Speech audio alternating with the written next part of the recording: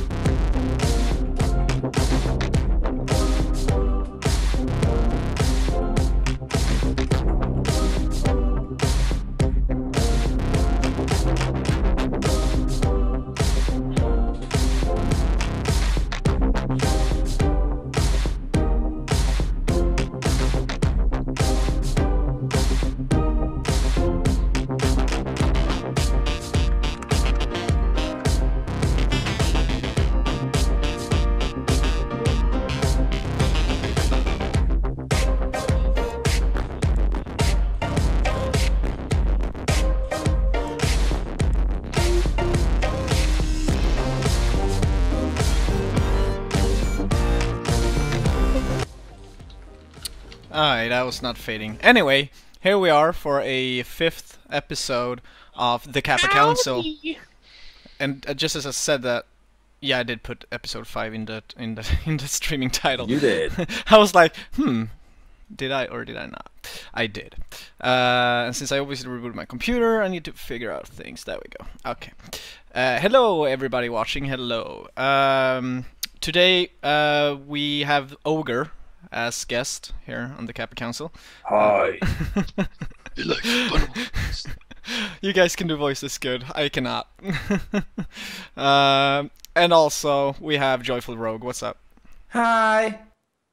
It's not my voice. I needed to differentiate from the ogre. Yeah, well, I'm not sure if you're seeing the overlay. I did put you at the ogre's. What do you mean you put me at the ogre? You're the ogre, obviously. I am the ogre? Oh yeah, you are. Okay, JoyfulRogue here. Awesome. Alright. What's up with you, GreatOldOne? I'm good. As you can see, I'm not in my normal room. No naked women this time. So, What do you mean this time? Did you get a hair? Hey, did you get a haircut? I had an haircut like 2 days ago. Yeah. Yeah. I mean, your head looks a little bit shinier. It doesn't count as a cat. It doesn't it? It counts as a shave, I believe. Oh, okay. Well, anyway, I might be AFK for a few minutes today because I should have guests arriving. So I'm sorry if that happens. Yeah, we're They're really cool guests, sorry. Though. They'll Really arrive for all of us, won't they? I'm not saying anything. Yeah. Well, I am. Joyful needs to stop insinuating stuff. And what's up with K-Save? Not much.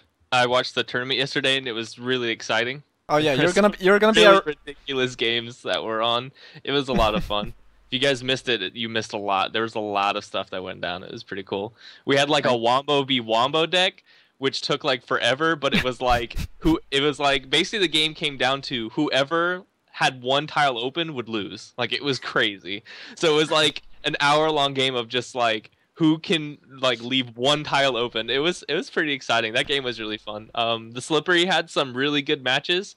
He showed us how strong discard was. That was pretty cool. Joyful had a lot of fun playing in the tournament. That was fun. There were some pretty good matches. The finals were actually really interesting. Like they were like two people I had never really heard of. Like I had heard their names. Like you see them and then kind of I just never really seen their names a lot. It was Exaline and Pokonivac. What was Pokonivac. I'm gonna teach you all how to pronounce the name. So they did some excellent matches. So basically what happened is the second place had to play first place twice to determine who was first and second. I forget how the bracket worked that way. But anyway, so the first two games, I think it was Exaline just won hands down. I mean, he just like won 2 games straight. So that was like the first set of matches. And then the second set of matches, Pokonovich, like they were playing and it was like, okay, well, Exaline just won 2 games easy, hands down. So, he'll probably win the tournament. And then the first game happens and you're like, oh, okay, that was interesting. And then Pokonovich wins. It was like X-Line wins 2, Poke wins 2. So it was really interesting. There were some really good matches. Like their plays, like the plays they made were very interesting and really cool. So it was pretty good time yesterday. You guys missed out if you didn't see it. Yeah, I'm really happy Poco Nivac win. He's a guy that he was always hanging out on my stream, always talking to me and was being cool. I never thought he was that good. Nicely done. Yeah.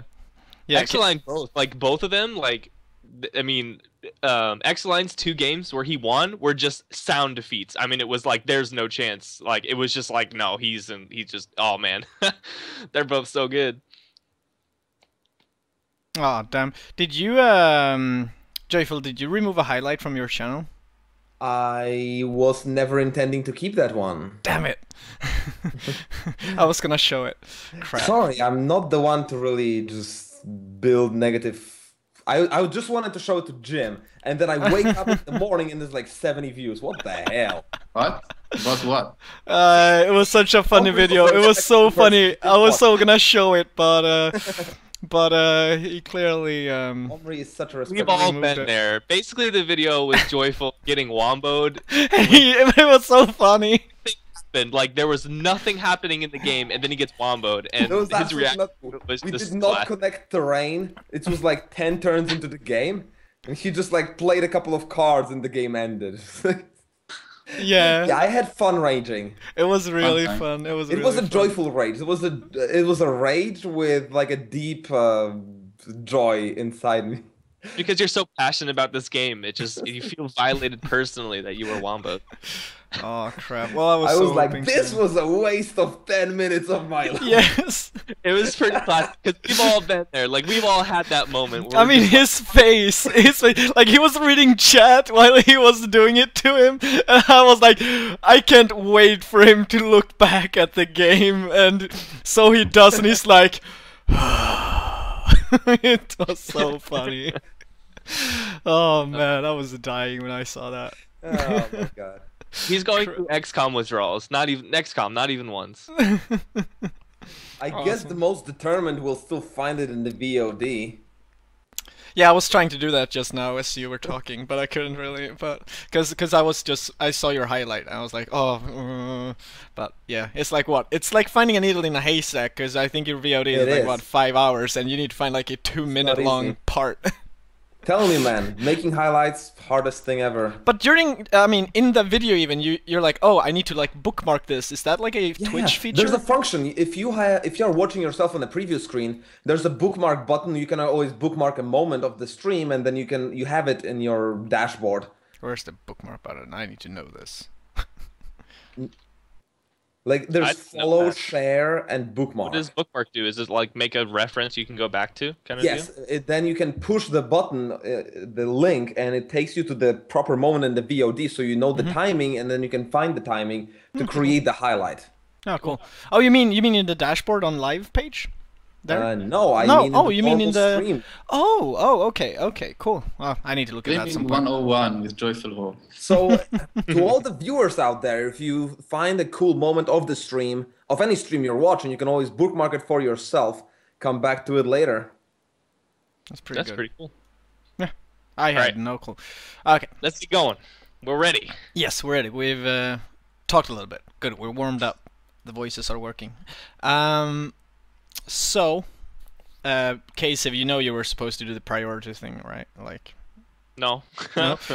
I thought we agreed that you were gonna like put numbers up on which topics to start with and stuff. Damn it! I completely forgot that. Well, I guess we could start with the tournament. Well, did Yeah. anyone else watch the tournament besides me and Joyful? Well, he was in it, but I was in. No, I was busy. Yeah, I Yeah. was not even it's home. all good. Well, like, I mean, I kind of already gave a rough overview, but it was really awesome to see the different deck builds. Like, I was there from the beginning, all throughout, even after. Like, Joyful was there as well. Like, there were some really cool decks. It was really neat to see not Blue Rush, like to see anything else. And things I saw prevalent were like blue and desert, like gold rushing. So you have a lot of gold creatures, very little Fae. That's what I did.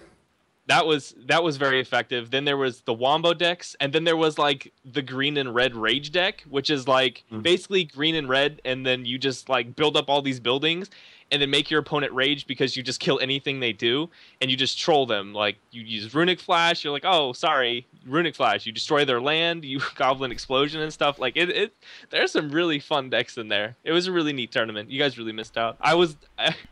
I wanted to play, but I was like, no, I shouldn't play. I'm just gonna enjoy watching it. So you're like our esport correspondent. Esports correspondent. Yeah. So I have questions then.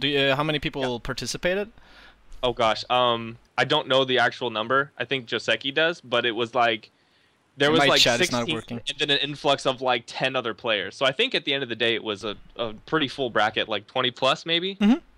Yeah, it's about that. Cool. Yeah, my chat is not working. The rules were really weird. You really need to ask about the rules screen. The rules, okay, yeah. Well, but I read. I mean, I read the forums, so I read the rules. But obviously, for those watching, what were the rules of the tournament? Like rules in constructing the decks. So there was a rule where you had to play 2 colors. And the cost of your deck had to be 25 of each color's terrain. So you needed either, like, if you were playing mountain forest, you needed 25 mountains, 25 forests. That was one of the rules. And then another rule was no legendaries. But wait. 25. Oh, I see. So if a card requires 2 mountains, that's 2. And you. Yes, okay, yes, I see. So those were the 2 just like experimental rules put into the tournament. Joseki is basically experimenting with a format with different sets of cool rules. Those were the rules, and I'm not gonna hide it. I was pretty pissed off at the rules back when I was signing up. I had my doubts as to even whether I should. You're like, what the fuck, rules, really? Yeah, it's like, but it's crazy if you think about it. But it's they fun. ask you to do 25 of each of 2 colors. But when you think about it, mountain and forest are usually more terrain expensive than desert and water. And I was doing desert and water, so it really messed with me. I barely had enough cards to fit into the deck, and I was playing like 43 cards. Oh. Just to make the terrain requirements. And then forest players were like, I don't care. I've got so many forests. I can put 4 cards there, and it's fine. It seems like a really good idea though to set a number at how much mountains and stuff. It's interesting, but obviously what needs to be experimented with is which number would be the correct amount, you know? Why would you even put a number? What? The number. Oh, that is obviously to limit certain things. To limit certain things. Why it was basically anything. It's a competitive game. You should let anyone play whatever they want. You shouldn't limit anything. Oh, you don't want any restrictions? At all? Why would you put any restriction on a tournament when the official rules of the game don't make any restriction about deck building? Oh, you could ask that to many Magic the Gathering tournament organizers who do pauper tournaments and stuff like that as well, then. I guess you could. I mean, I'm just pulling that up because obviously there are, you know, in like any games people come up with like, you know, fun rules. It's obviously to do something different. I don't see anything wrong with it. It's to promote creativity. Yeah.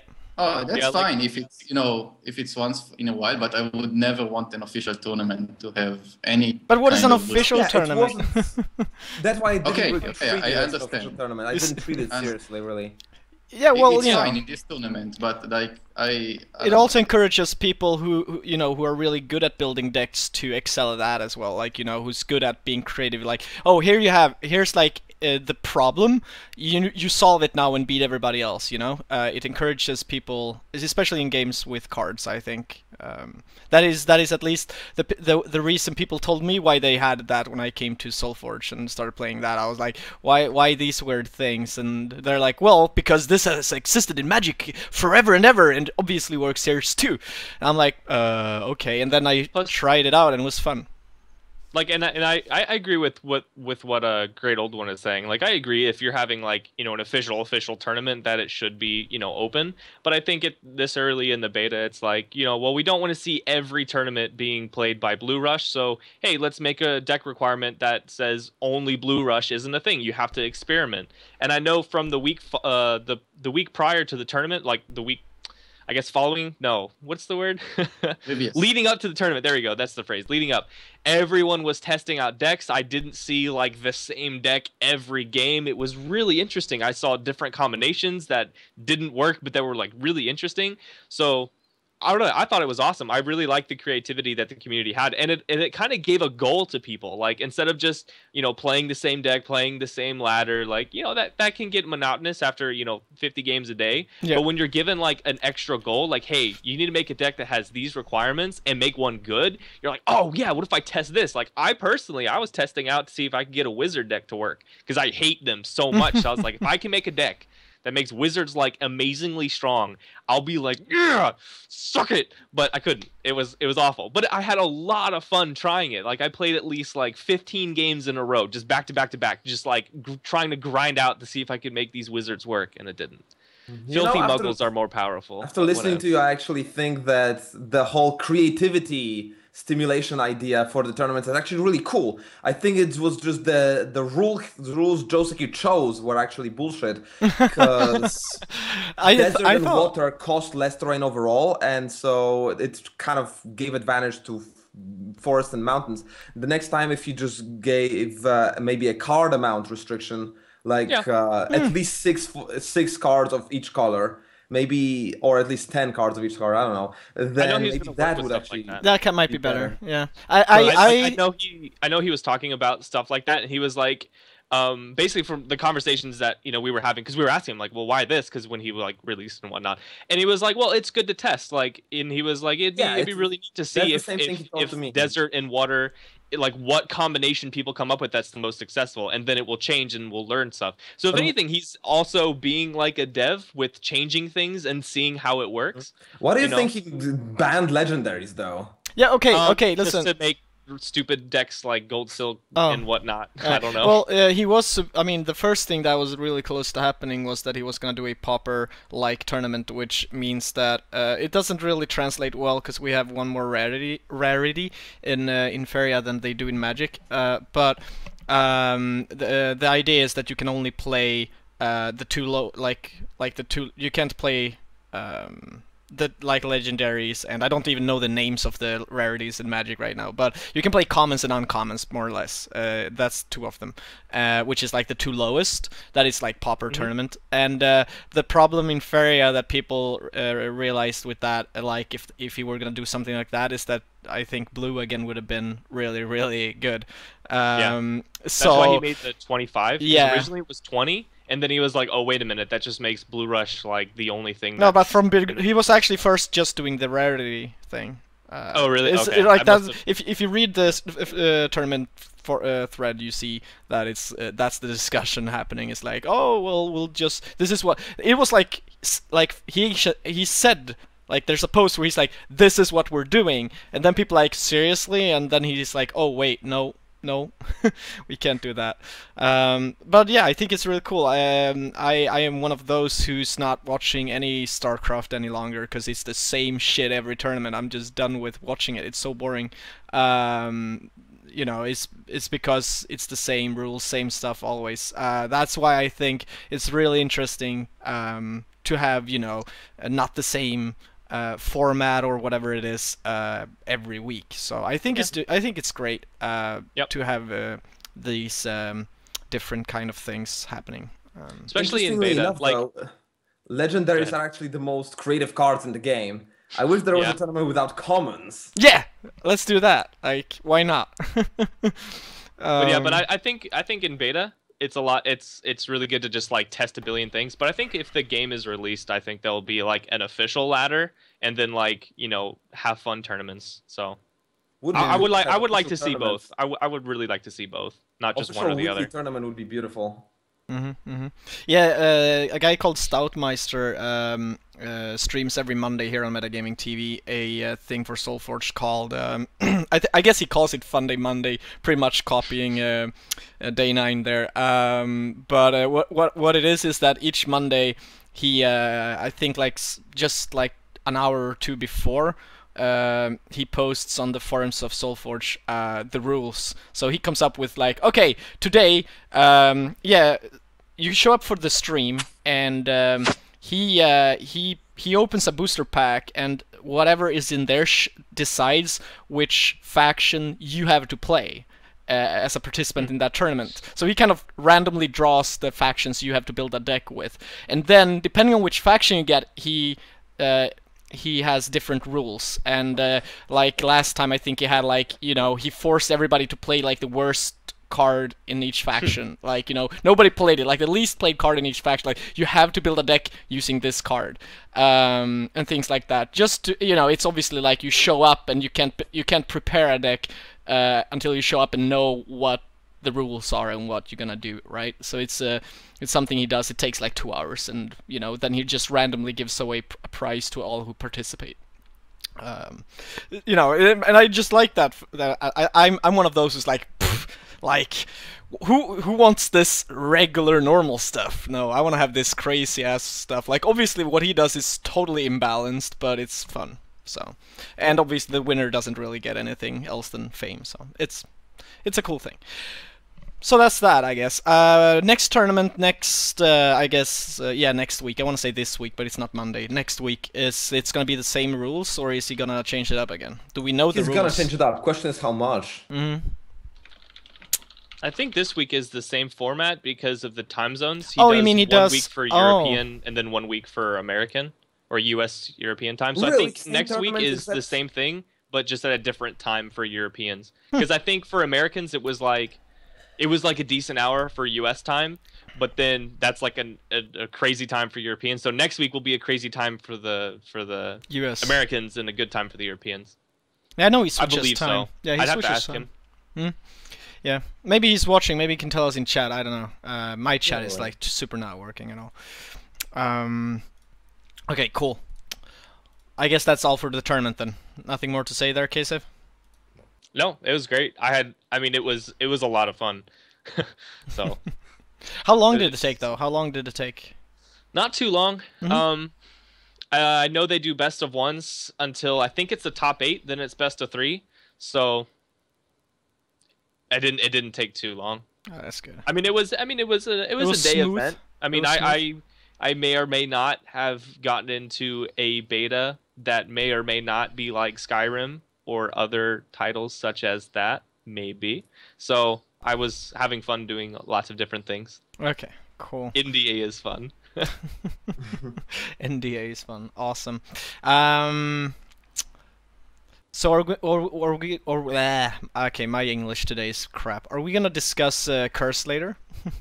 Yes. Or we're gonna say that for later. We're gonna touch on that. Alright. Maybe I'll even revive my highlight. Oh, you still have it though? You just hit it?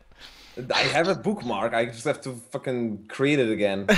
So if I make angry faces, it's me creating a highlight. The worst part of my job. The worst part of your job, Jesus. Awesome.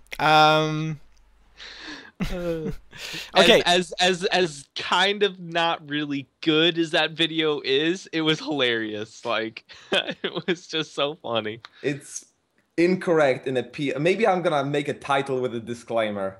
Yeah, that would probably make it better. Disclaim it. Yeah. Double disclaimer. Title and description. All right. So moving into priority, I really wanna discuss this. Where the discussions are about which features and things that you feel they should prioritize before others. There's been a few points here. It's like, you know, with features we mean one feature would be multiple decks saver, like you can create several decks and not just have one. Standalone client is one feature. Guild system is one feature. Tournaments and observer mode, I guess, is one feature. Crafting system is one feature, which we even has as its own topic as well. Card maker for the community, yeah, that's also a feature. And single player missions, another feature, where you know, we would like to hear the opinions from the council here in, you know, what do we want to see first, in which order do we think they should prioritize this. Old One, do you have any opinions about this? Yeah, I think most important is multiple decks saver. So you can actually save more than one deck. That would be really good, since right now it's annoying as hell to actually change your deck every time, and then you don't remember what was your last deck. I like the fact people screenshot, like they're like, oh, I'm gonna screenshot so I remember. Yeah, that's what I'm doing. Yeah. It's really annoying otherwise. Yeah. And I would say, I mean, I probably shouldn't go over each one of them. No. It will take a while. Like which? Okay, top three. Like, which is the three most like? Okay, so top three is the deck, multiple decks, the tournaments and observer mode, and I would probably say the standalone client. Yeah, and in the order, you want them to focus on the multiple decks first? Yeah, multiple decks, then tournaments and observer, then, I mean, standalone client probably has to be before any of them, so I guess it should be first. Yeah. But now it's about wishing.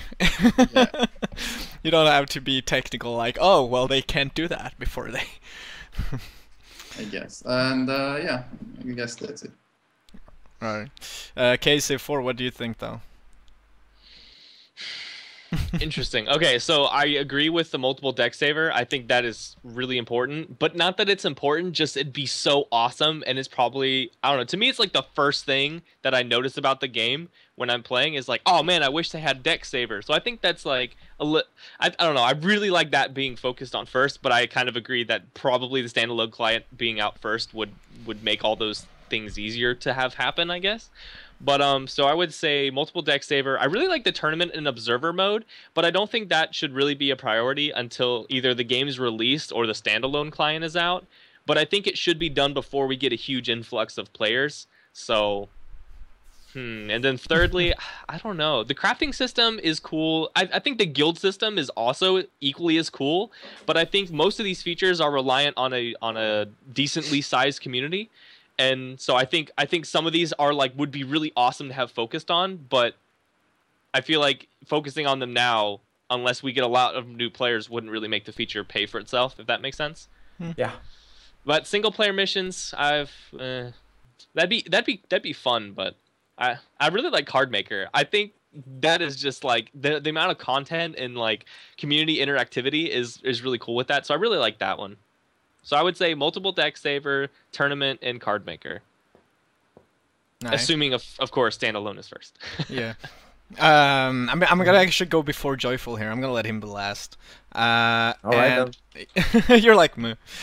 But because I really want to say that I think standalone client, no matter how much we wish right now, I think that's all probably what's coming first. I don't know. It's in my gut, like, and I want it out. Like I would put it at top no matter what right now. I'm like, just pour all the resources right now into getting that standalone client. I think it's I need it, I want it, it's what I'm waiting for. And yes, I guess I'm gonna agree here.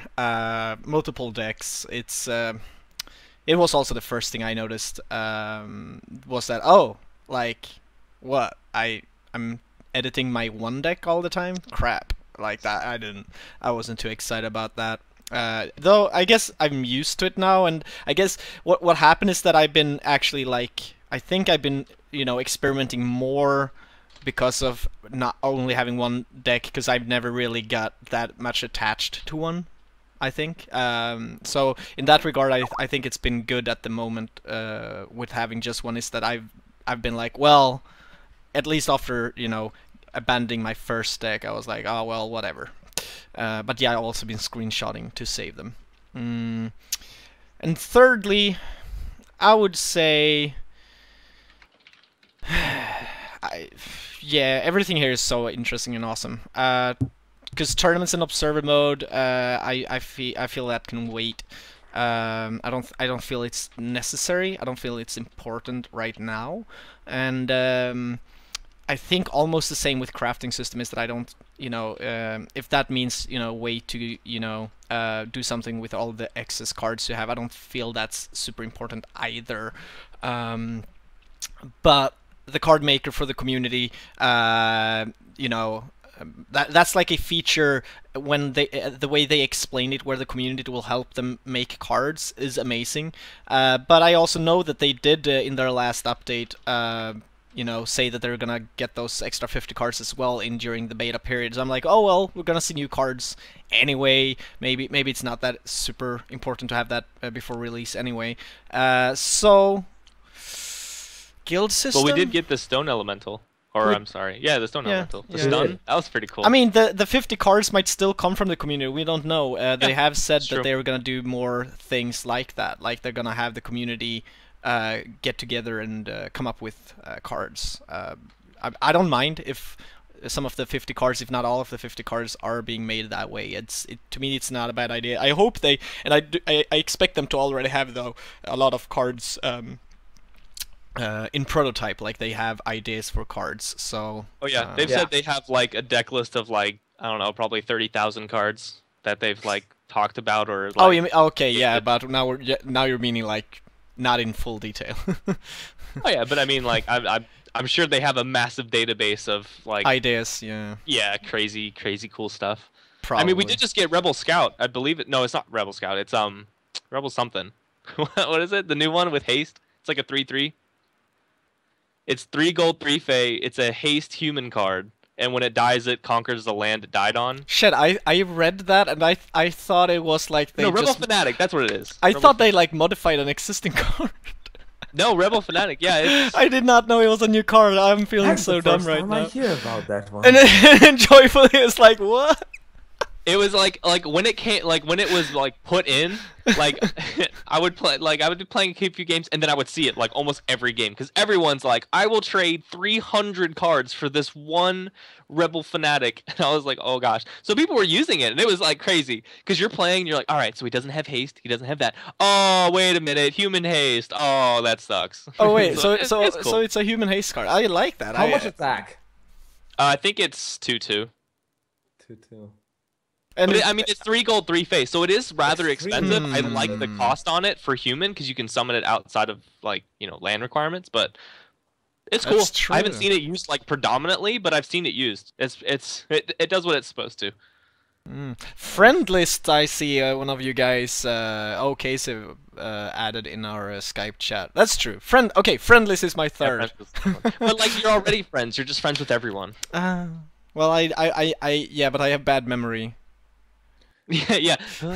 You know, like I think the in-game chat itself, it's so big, it's so small because there's not that many players yet online at the same time. It can serve as a large friend list, and you can be actually friends with everyone. I'm just waiting for when you have like group chats where you can like add people to a group chat and whatnot. Oh. I don't feel that's important. Okay, yeah, Joyful, your top 3 though. Alright, well obviously the multiple deck saver needs to come out first, in my opinion. It sounds like something that wouldn't require too much work. Yeah, it doesn't feel like it. I'm no programmer, but I would say that it doesn't sound like as much work as a crafting system or a tournament or guild system. Simply maybe because it doesn't require any design decisions. They pretty much know how it's supposed to look without too many discussions. They just need to do it.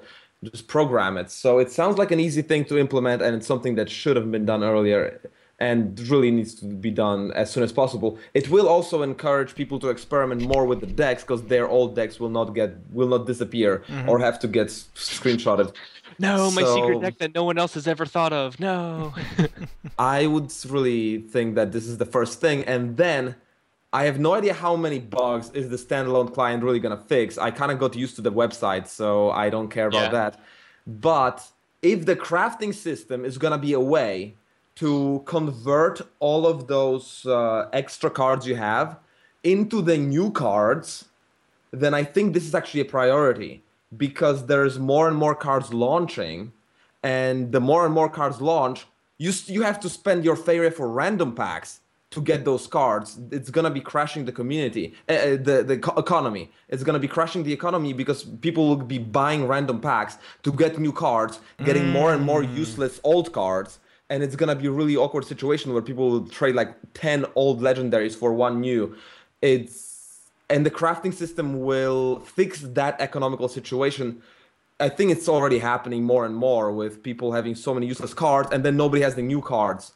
And it's going to happen even more when those 50 new cards are going to launch. I would hope that the crafting system will be online by then. so that the economy can actually balance itself out very nicely. They actually made a really good comment in chat. Is basically what they're saying is that they don't really want to. Well, not that this is speaking from the depths, but they probably don't want to implement too many features in the Flash client, because I'm assuming in the standalone client it would be different anyway. So I'm pretty sure they're saving most of these features to just hit with the release of the client, which should come, you know. Maybe, yeah. I don't know how programming works.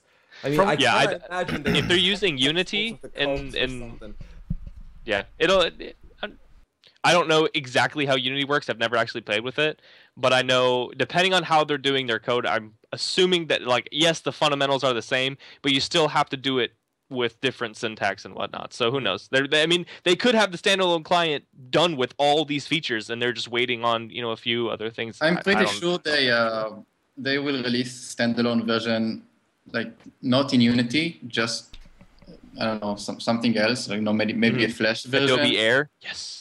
I don't know, something before, and then they will release a Unity version later after they will have some programmers and they can actually you know. Yeah, so we're talking about Flash, then most of it will be copy pasted, so they may as well just do the deck saver first. I've heard they already have a standalone client pretty much ready. They're just waiting to you know, implement some stuff and then release it. So cool. Nice, hopefully nice. to be soon. So I would say the crafting system would be the number 2, not counting the standalone client, because it may come together. I don't know. Maybe all of the things we're talking about will have to go with the standalone client. So maybe it shouldn't be one of the options, but a framework of when the options will be implemented. But I would say the priority goes 1 to the multiple deck saver, 2 to the crafting system, and 3. I mean, the sooner the card maker gets launched, the more cards will be created by the community. Well, it's 1 each month if they follow the formula they stated. Also, it could be something that keeps the community in the game, keeps people interested. Those people that joined a month ago, the card maker may be something that will actually suck them in for longer. I think the card creator will give. I expect there will be certain people who will be really good at designing cards. Yeah. Like they will probably come up to the surface and appear. Like we will see, you know, we will see some people who might, you know, bring out the best ideas over and over again, I think. And then all of people who are bad at designing will still enjoy watching the process, voting. I don't know. Yeah. Oh yeah, definitely, because it's gonna be voting. So besides, it's a really unique feature, something you can use in your marketing. So I would say this is kind of important to keep the community alive, and maybe it's even more attractive than a tournament system, because tournaments we can still do just without official support. But the card maker is something that makes Faeria unique and could attract more people in a very cool way. I would love for the card maker to be there by the time Total Biscuit makes a WTF video, so that he can tell about it and people will be like, what the hell? Nobody's done that before. Yeah, that's something I would like to see before Total Biscuit's video. Yeah. That's why I think it's priority. Yeah. Something someone said in chat. He said, "Don't let this game die just because no one fucking knows it." And you know, it's I know it's beating a dead horse, but I know 99% of the people on the internet playing games doesn't think this way, but I'm still viewing this as you know, super early access. Like if you're playing the game, if you paid for if you donated and pledged, then you're just having really early access. Like the features we're talking about is like things we'll see being implemented and tested over like a 6 to 8 months period at the moment, and you know, obviously I can't wait for whenever they get greenlit and decide to push the game onto Steam as well, because that's when I think we'll see the game appear for many people, and maybe when Total Biscuits decides to. We're saying when Total Biscuits decides to do a what the F video about this game, because I guess we think that he will, but I don't think that's going to be on his soon. list. It's on his list of games to watch. It's not on his list of games to do, though. It's on the. I highly doubt he would look at something so well made and then be like, "Oh yeah, yeah." I'm sure he'll be thrilled to do something about this game, but I'm just saying though that I don't think it's gonna happen this year, which isn't that far. It's like a the month. year doesn't have too much left in it. I know. I'm just saying I don't think it's happening before New Year's. But we can never know, I guess. It's Yeah. on his list. It's on. But if you look at like Minecraft, like before Minecraft got to be as big as Minecraft was, like I remember getting into it, and it it didn't have very many people. It had a substantial amount, kind of like, I mean, not the same as Faeria, but it had like a good amount of players. And then it started to go down. Like there used to be like all these servers, and then a lot of them closed because there was like this decrease. And then all these patches came out with all these features, and then it just grew and grew and grew and grew and grew. So I think we had our Kickstarter that's really good. We're obviously in the in-between period, but I think it'll go. Yeah, definitely. I feel like some people think because there's any downward, it's gonna fail, but I don't think that's the case. No, Like, no, even no. Left still Yeah. know about the game and still keep an eye, so they will come back. Yeah, I mean, plus this is beta. Like the assumption is that beta is the final, but it's like it's not. Oh, like, no. this beta was Call it really alpha, beta. It's maybe. just a Maybe really that would be good more looking fair. Maybe it would be more fair to call it alpha. Maybe that would be more fair, even though it's a It really looks good so alpha. good, It's so good though. Yeah, I know. If they had just done no graphical work and no artwork, it would be totally fine. But no, they had to take the extra step and make the game look amazing. I think it took a week before someone told me there were placeholders in the graphics. I I was like, oh, so that shadow thing is, Oh, that's awesome. Faeria is the shit. Yeah, I agree with you, Mumu. Shit, indeed. It's the shiz. Awesome. I guess, okay, that's the priority part. We're almost 1 hour in. What? No, we're not. Yeah, We're 50 minutes in already. Really? Where did the time go? When Casey speaks, We didn't talk about anything yet. time speeds up, man. It's like, And taking over every conversation. it's okay. It's okay. You're allowed. Okay, so let's fill out with because I guess curse will be the ending. The ending. Curse will be the ending. Sounds like a really good title. Crafting system then, since we touched on that. It would be really interesting to see what how do you guys want them to do that? Like, how do you want to get rid of those excess cards, and what do you want them to be turned into? Who feels they have a really good starting speech here? About crafting? How you want it to be done, like, because we don't know that. I mean, the only games I know that have good crafting systems are like Dota, Counter-Strike. League doesn't really have a crafting I don't even know what you can do in Dota. Crafting? They have crafting? Like you collect like a piece of paper recipe, and then you have to collect like 3 other things, and then you merge them together to give you something. Oh, you mean in game Dota? Yeah, you play like Dire Tide, and you get like a Wex, like the yellow, the blue, the red. Then you combine them together with a recipe, and then it makes an uncommon or common or higher. Wait, are you talking about in the game or in? Yeah, in the game. Dota. This isn't in the market. This is within the client of Dota. And Counter-Strike's the same way. Like, you collect like a case, then you collect a key, then you open the key, it gives you this. But you can also like turn in 10 of one type of item. Let's say you have like a gun that's worth 3 pennies. You can turn in like 10 of them and get a gun that's the next level, like the next step up in rarity and whatnot. So I could see something along those lines. Like if you trade in 15 RubyFEESH, you get like a randomized next level of rarity blue card or something. I don't know. Then you would just spam like 50 packs, get like 300 RubyFEESH, trade those in for 150 other cards, then trade those in to get whatever, and then I don't know. So it'd be interesting. I agree with Chris. I think like Hearthstone crafting system is so well made. I mean, it would be a shame not to copy it. Too bad I haven't played Hearthstone. Oh, it's just you can like disenchant any card you want. And that means what? Wait, one second. Sorry. You disenchant any card into magic dust. Okay. And then from that dust you can craft any card in the game. So like you select, you know which card you're making. You're like, I want to make that card. In the crafting interface, you can see every card in the game. You select the one you were making, you want to make, and then it shows you the price of dust, which obviously depends on the rarity of the card. I think that's a really good idea because I like that. That's you neat. don't really want more randomness. What you want is to create those new cards that just got launched. Yeah. And for randomness, you have the memoria. Yeah. So I guess that is there yeah, a like balance they between... Hmm. Go ahead. Yeah, I I was gonna think say, is there really a balance between like buying cards with dust or buying cards with memoria? So if like we implemented that kind of system, would there be a benefit to buying a booster pack? yeah, because disenchanting a card to dust, it gives you like maybe 1/10 of the card's actual value in order. Oh, okay. Okay, Yeah, so of yeah, I course. see.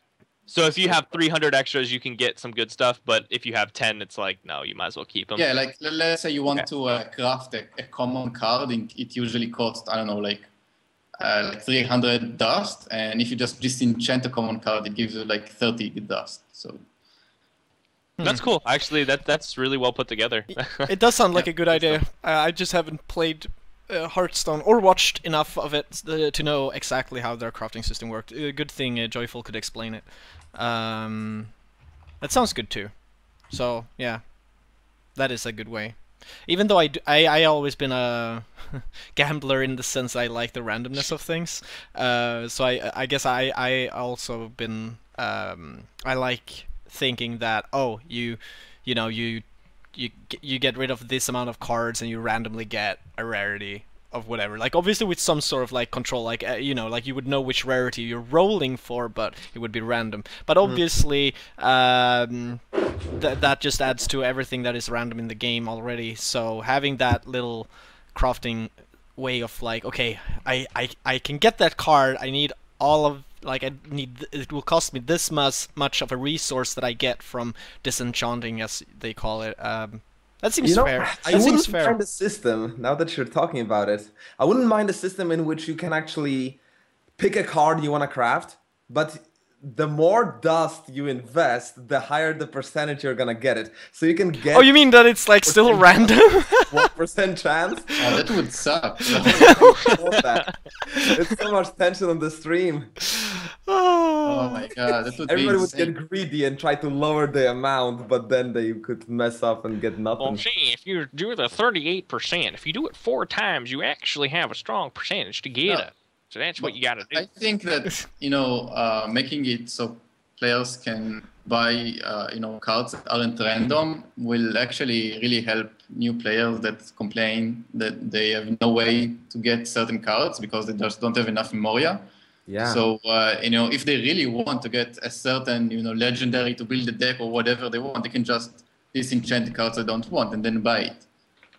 It will alleviate some of the problem of the new players having 70% of 4 decks, but they can't complete any single one because it's all random. Yeah. So they can then disenchant 3 of those decks to get 1 completed. Yeah. I did complain a lot about that actually when I was a new player. We should just give every new player a top 10 blue deck to make it fair. Like, all right, this is what you need. You're done. You don't need nothing else. Oh, the blue. I guess we could take the break now, have this short little break, and come back and discuss the Blue Rush a little bit before we move into Curse. We could, because now that Kasey mentioned it, I feel like it's a good topic. All right. And I have so many things I want to say. Yeah, Kasey will be okay. When we get back, you'll hear Kasey talk. And watch us nod and be like, okay, okay. And is anybody showing up at your door soon, old one, except the dog? Aww. And I said it, and the dog like, oh, well, you don't want me here. We gotta go away. Well, the guest should be here. I don't know, like 20 minutes, I guess. Oh, great! They can come at the end of the blue discussion. Good. So we're doing like a 5-minute break, real quick? Not even 5 minutes, obviously, but yes. Everyone go pee, get a drink. Yeah, I'm gonna get this shut off. Like, I always freeze before we start, then we start, and I get all warm, hot, and excited. Oh well. Yes. Stream needs more dog. Dog special guest, please. Dog special guest, yeah. Here we go. Good. Oh, we're on break right now.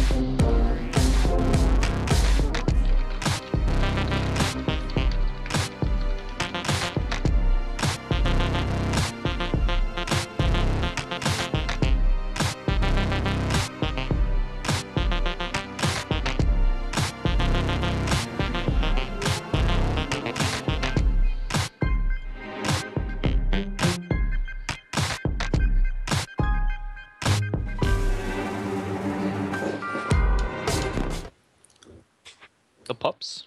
Where we go? There we go. But where? Where? Here. Everywhere. You haven't read Now? philosophy? It's... yeah, I don't even know where to start. Okay, we're back, and I'm trying to see if I can put this anywhere where it won't be in the way, and where I can capture it. Let's see, add screen region. So, ah, crap, I failed. Ah. Twitch player not being good to me. Okay, it's way longer than it was before. What did you, where's the fun stuff? Here. On the video. There we go. Do you mean my highlight? What are we talking about? There we go. Click. Let's are you all... gonna? And then I'm already playing it. Next turn. Is it What? advisable? Mm-hmm. Okay, we need to have a disclaimer first. Oh yeah, Just, the disclaimer is that like you'll I be said, watching two Don't Joyfuls. take my word for it, because I never Okay. tried. No, to the study disclaimer is anything a lot of profanity, so if you're under 18, you should probably else. stream. Math and complicated systems and stuff, but Well, math and is it's not- great. and I would it's, say you know, math was not- the most practical thing I learned at school. It's Okay. not fully serious, so Taught don't me Yes, take me how to seriously. problem solve. Don't. And Yes. then I never went take into myself seriously on the business, stream. And then Okay. all my all my business partners were like, holy shit, you're really good at solving problems. And I'm like, yeah, I was really good at math. It really translates like nothing else I've learned at school. The sound is like not really good. Yeah, you have to turn it up. I wish I...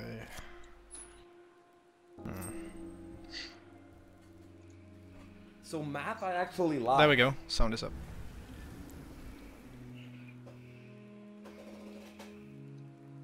Now it's as loud as it can be. Ah, It's the not Faeria scared. sweetness Or is it? engulfing me. I always start yawning around this time, especially when I'm playing Faeria. It's like a tradition. And here you watch Oh, chat. Randio, I've done the tournament. It's completed. What is this horseshit, Bloody Hero? And I said you're a cool guy. Fuck you in the fucking fuck of the fuck of your fuck. Hate this. I basically wasted 10 minutes of my life. You call this GG? This is not GG. This is the stupidest game ever. Where was the interaction? Where was the gameplay? We just drew cards, and then the game ended.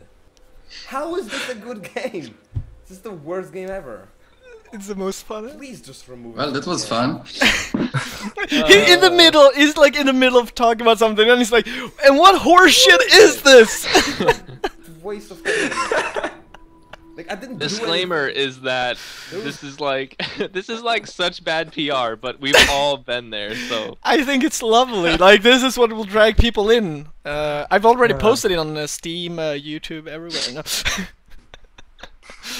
Oh, it's just really good. Man, Joy, you were so mad you could punch a yak. If there was one around, but... I think we have a picture of that somewhere. Anywhere, where, when? can you link What? Never mind. Can you link what? I actually don't I have. like I feel like spreading this video around like everyone must watch this is almost a bad thing, but it's like No, too it's not funny a bad to not thing. have everyone watch. It's not a but- bad thing. It's you know it's what you can do towards a streamer if you like.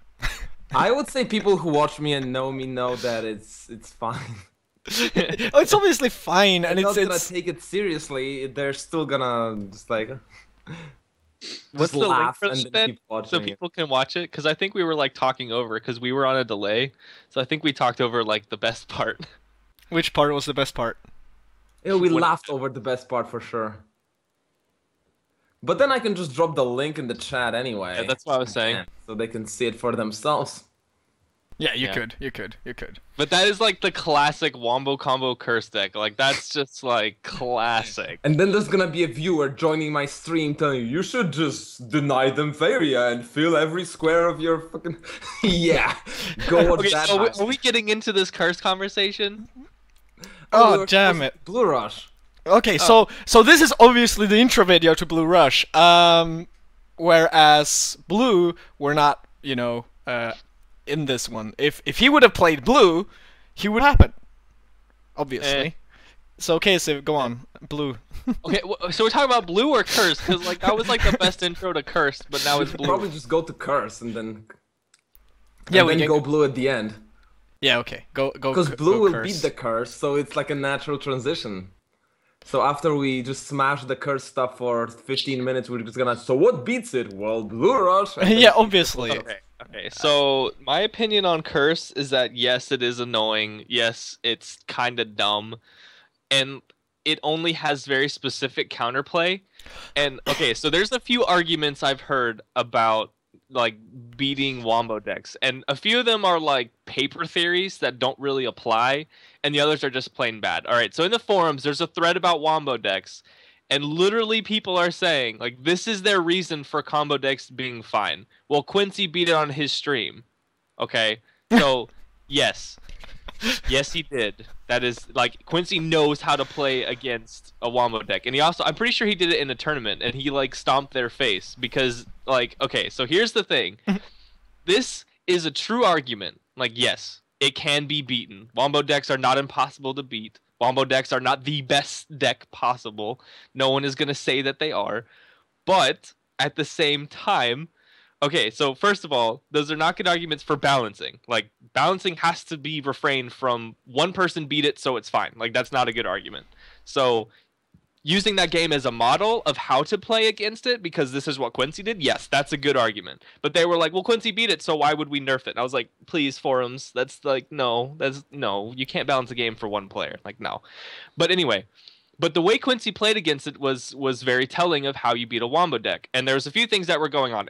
Okay, so the other thing is like, well, in the tournament, people could beat it. And it's like, yes, but in the tournament, you have sideboard. You know what they're going to play before they play it, and you can specifically counter it, which in the ladder, you can't unless you memorize what everyone's playing.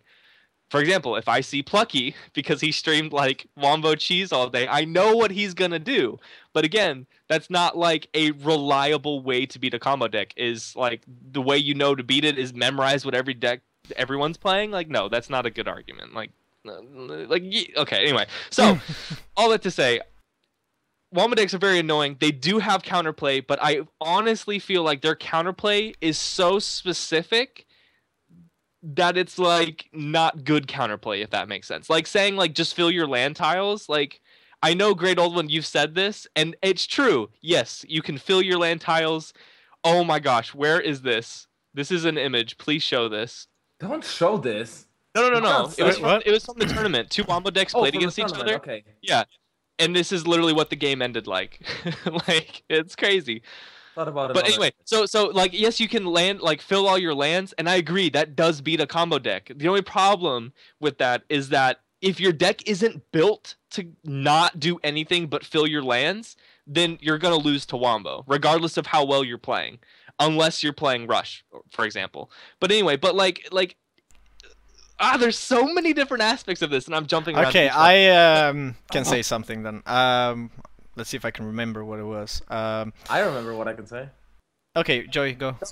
The thing what I want to say is, what I keep repeating on my stream too a little bit, is that I never actually made an argument about the balance of Wombo Combo.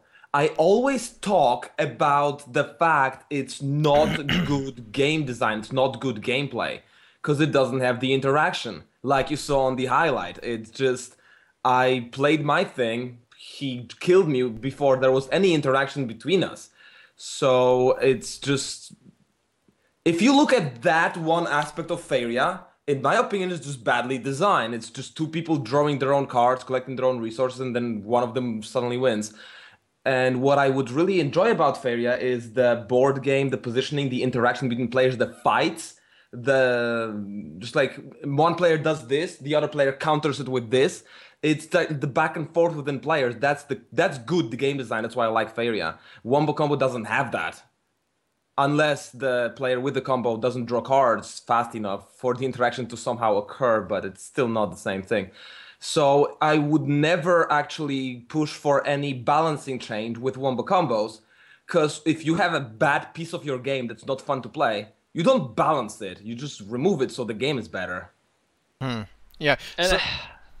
So what I was gonna say was that, like, a way to look at this Wombo Combo thing is that, like, I think they need to start looking at maybe stats, like a lot of information and stats from the games and how many games and stuff like that, to see like, okay, a Wombo Combo, okay, I build a deck that is built around me, you know, just drawing cards to get this combination of cards that I need to kill you in one turn. Like, how easy and how quick can that happen, and like at like how often and how consistent? Because I feel that it's okay if it's in the game that one can, like, I mean, if, because I guess they didn't plan for this. They obviously didn't, sit there and be like, guys, we need to have this feature in our game where someone can actually do this. I guess it's just a, matter of people figuring out that, oh, with all these cards, I could actually do this, like, one-shot a guy. And now it's a matter of whether they want to keep it, like the possibility of doing it, or whether they want to limit it or just put a lid on it and have it gone. I have my one sentence. I've formulated all my thoughts. I have my sentence. Holy okay. Shit. I think this is good. This is good. I think Wombo is fine, but I think its counterplay is too specific that outside of a tournament where you know what you're going to play against, it's just too specific. That's that's my sentence. The counterplay. Was that one sentence? If you type that down, is there not a dot there somewhere? There's If you type it down, it's gonna look ugly as shit. So let's not do it. But so like and to expound on that a little bit, just It was just a bait. like if let's say like okay, so you don't know what your opponent's playing. Like the argument is like, well, you can see by the lands, you can see by his buildup. But any normal deck will do those things without it being wombo. Like just saying, oh, he has 3 Fae, it's a wombo deck. No, that's not how you know it's a wombo. You know it's a wombo when he doesn't spend that 3 Fae. And then it gets up to 5, and you're like, okay, why isn't he spending Fae? He's actually not doing anything. Okay, what? Oh, this is wombo. Oh, well, now I have 5 lands, and I don't have 5 creatures or 5 turns of resources to fill my lands, so I'm going to lose. And I feel like that's what makes wombo so good, is because normal decks aren't built to beat it. And to build a deck to beat a wombo, you're pretty much doing nothing. Like the wombo deck, the 2 wombo decks that played against each other, neither of them were doing anything. And like, yes, you can beat it with rush. If you deny them their resources, rushing will beat it. But let's say they get really good draws, you're going to lose to it because you're rushing. You have lands exposed. So it's like, I don't know. I don't think Wombo's a problem. Like, I'm actually kind of okay with it, but I do not agree with how specific its counterplay is. Because saying on paper, just fill your lands, it's like, oh yeah, that's a way to beat it. Except very few decks are able to fill their lands and still be an effective deck versus anything else, you know? I don't know. That's Land filling never really works for me. Unless you're like red structure. So obviously red structure has a better chance against it, which is don't build fine. too much land. Yeah, and you know that makes sense. That deck is built around not leaving land open. But like, I don't know, like green defensive deck, no, you're not going to be able to fill your lands, and you're going to be so susceptible. So if Wombo is going to become a meta, I think it needs to have like counters that aren't just I beat everything that makes me have 2 lands open. Yeah, that's the thing. It's a problem when everybody playing, I mean everybody not playing a wombo, like or everybody playing has to be like always in every game be like, I cannot put down any unnecessary land or I might be wombo comboed. Like that, then obviously it's a problem. Then it's a problem. Like especially because they advertise land building is a cool feature of Faeria. Yeah. It's so interesting because like Wombo's so RNG. Like this is the thing that blows my mind. Okay, so you have it's so to draw RNG though. a certain specific amount of cards and have a specific amount of resources. It's like, but the then it's odds too of getting consistent. that aren't just like, oh yeah, I can get that easy. But then I watched Plucky stream, and he went like 9 games in the row on the ladder against decent players, not level 15s that are just learning. I mean decent players with decent decks, and he did really well. And I was like, okay, so if this is so RNG, how does he get it so consistent? It's not RNG. You need interesting because he built amount of cards drawn. It just stops being RNG. It's just plain statistics. Yeah, and he made a like deck drawing a Faeria collector at the beginning of your game. It's RNG, but if you put enough of those, then you will pretty much always have it. And it's the same with wombo combos. You just need to put cards that overlap each other, so you can either have 2 Shaitans or 1 Nature's Growth. Both work. I'm gonna assume GreatOldOne only wanna say Kappa if I ask him what his opinion is. Well, I'll be honest. You don't think it's a problem? Okay. My opinion hasn't changed at all since the last time we talked about it. So it's fine. It's not too strong. It's actually very beatable, and it should change only if the devs don't want it in the game. That's Speaking of which, I did receive an email from Jim. Do you want me to read it, guys? Oh, is it the same one or is it another one? It's the same one that's in the document. Oh, okay. Well, sure. Share. Alright, so here's the deal. I showed this highlight that you've seen to Jim, and that's what his response was. And I'm quoting now. It's true that I love combo decks and I love diversity above all else, but Faeria lacks interactivity in those cases. Fates will help, but in this regard, guys, I'm sorry, we can't really rely purely on that. Yeah. To me, the current issue is that the curse damage is multiplied twice. Once by the power, which is boostable in a ton of ways, and then once by the number of times the creature will move. From this observation, I see 2 options.